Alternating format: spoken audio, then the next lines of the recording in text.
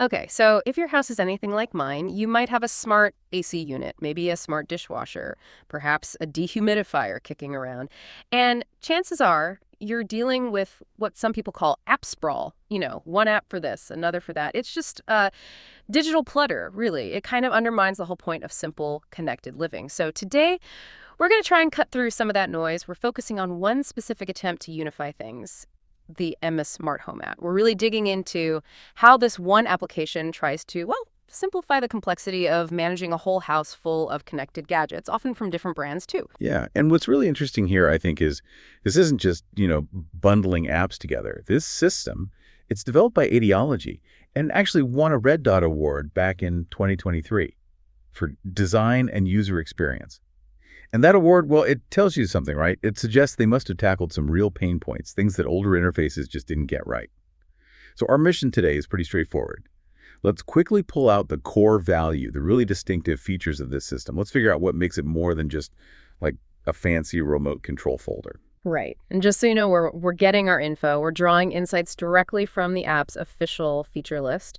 We're looking at its compatibility, what it actually does, and yeah, digging into why that design was apparently award-winning. Okay, so let's start right at the beginning. What's the fundamental problem, the practical issue that Emma Smart Home is trying to solve? We talk about fragmentation, but what does that actually feel like day to day for a user? Well, day to day, it looks like wasted time. It looks like confusing interfaces, honestly. So the core solution is pretty simple. Centralized control. It acts as a single point of management. Instead of juggling, say, 3 different apps to set the oven, check the dehumidifier, adjust the AC, you've got one dashboard. And a key point here, especially if you use wearables, is you can manage all this from your smartphone or a Wear OS watch. That brings mobility convenience right into the design. That consolidation sounds like a huge deal, and you're saying this is an actual improvement, not just stacking another app on top. Exactly. The sources confirm it actively replaces older, dedicated systems. Things like the original SmartHome app and the Medea Air app. So it's a genuine reduction in digital overhead, which, is a necessary step if you actually want to improve the user experience. Okay, but getting different brands to play nice together, that sounds tricky. Absolutely. And this is where, the technical challenge lies, but also the really useful nugget of knowledge for you, the listener. Understanding the compatibility is crucial.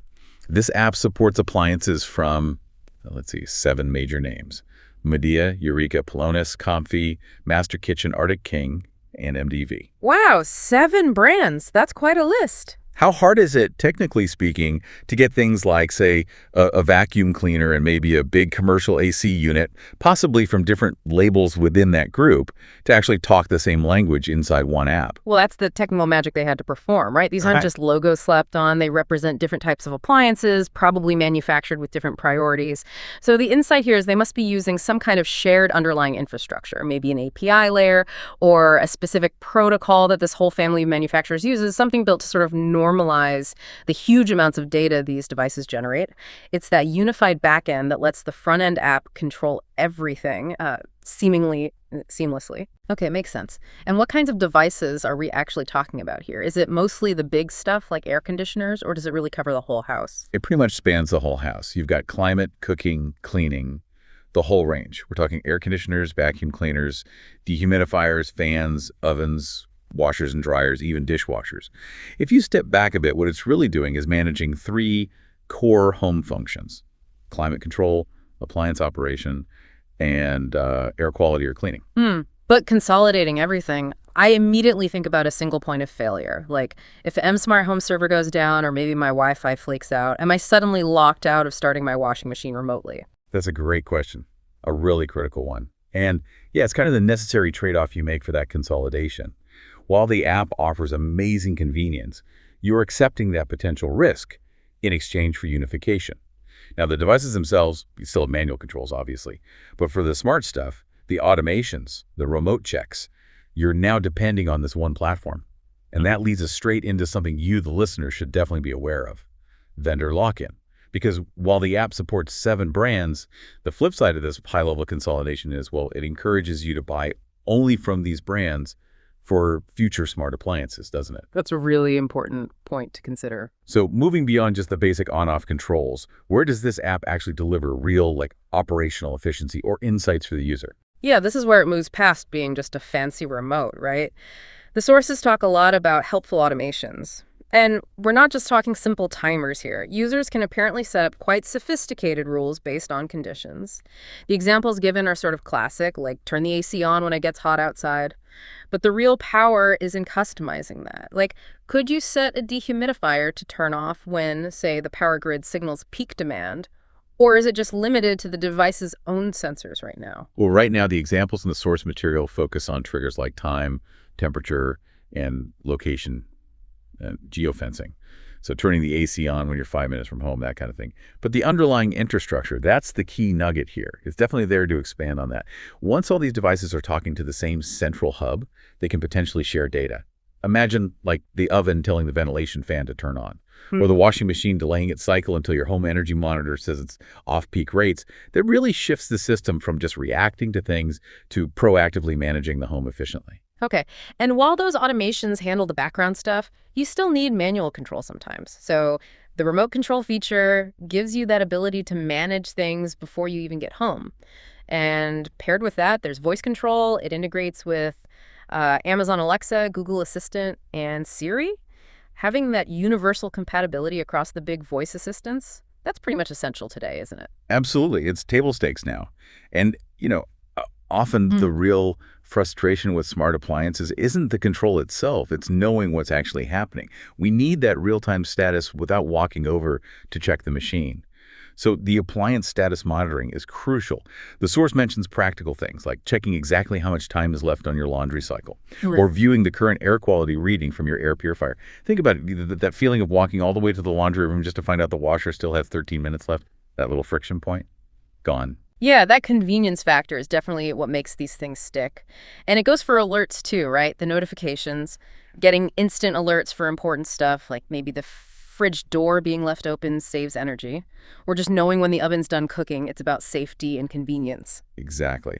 And this is actually where we start to see deeper insights related to maintenance.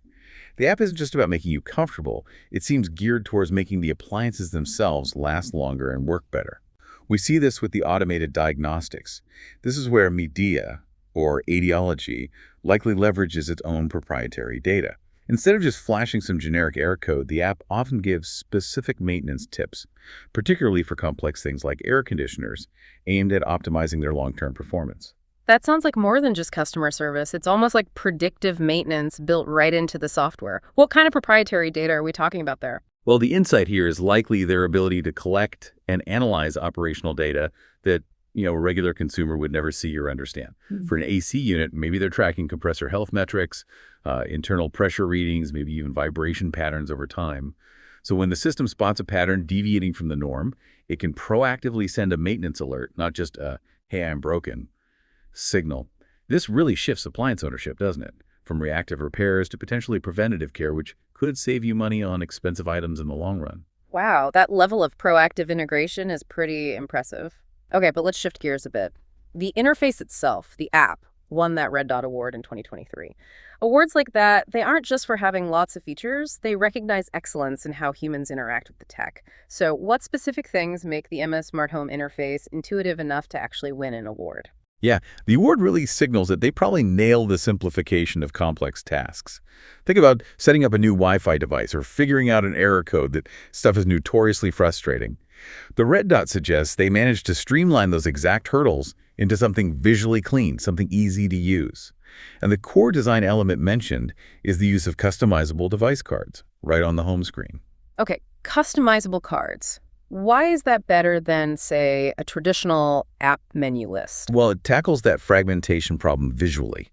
Traditional apps often make you drill down through menus to find the one control you need right now, like the fan speed or the temperature setting. These customizable cards, they bring the most crucial control, or the status you care about most, right to the surface, tailored to your usage. So they prioritize quick action and visibility over just cramming information in. It really speeds up interactions, kind of the difference between, opening a big filing cabinet versus having a personalized dashboard right in front of you. That makes sense, a smart way to handle all that information density. But setup. Setup is always the biggest hurdle, right? If I buy a new Midea dehumidifier, How smooth is that connection process likely to be in the real world? They definitely seem to have prioritized easy device setup to reduce that initial friction. The sources mentioned the app often uses automatic discovery. It looks for nearby devices that are powered on. But, recognizing that auto discovery isn't foolproof, they also included reliable fallbacks. You can set up using a quick QR code scan or through a direct Bluetooth connection. Having that combination means even if you're having weird network issues, the initial pairing hopefully isn't a frustrating guessing game. Okay, we've touched on maintenance and diagnostics. Let's connect this back to the homeowner's wallet. The final piece seems to be optimization. Exactly. Optimization means efficiency. And efficiency, well, that often means cost savings. The app includes energy monitoring.